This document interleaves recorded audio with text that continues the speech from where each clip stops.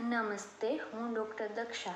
તો આજે આપણે જાણીશું કે પથરી શું છે ખરેખર. તો કિડની એ આપણા શરીરનું કુદરતી ફિલ્ટર છે, જે લોહીમાંથી વધારાનો કચરો અને વધારાના પાણીને ગાળીને બહાર કાઢે છે.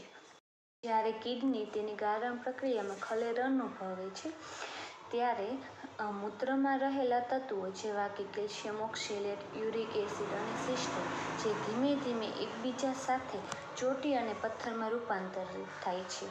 પથરી કેટલા પ્રકારની થઈ શકે છે તો કેલ્શિયમ ઓક્સેલેટ સ્ટોન, કે જે સાવ કોમન છે અને 75% લોકોમાં જોવા મળે છે.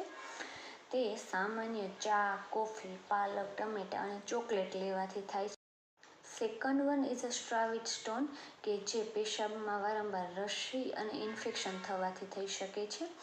Third one is a uric acid stone, કે જે સામાન્ય રીતે નોનવેજ અને દાળ કઠોળ લેતા હોય તે લોકોમાં જોવા મળે.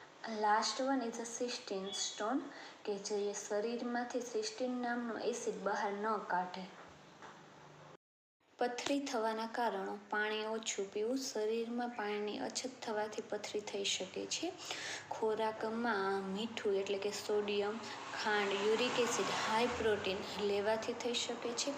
ઓક્સેલેટ ખોરાકો જેવા કે ટમેટા, પાલક, કાજુ, ચોકલેટ લેવાથી થઈ શકે છે.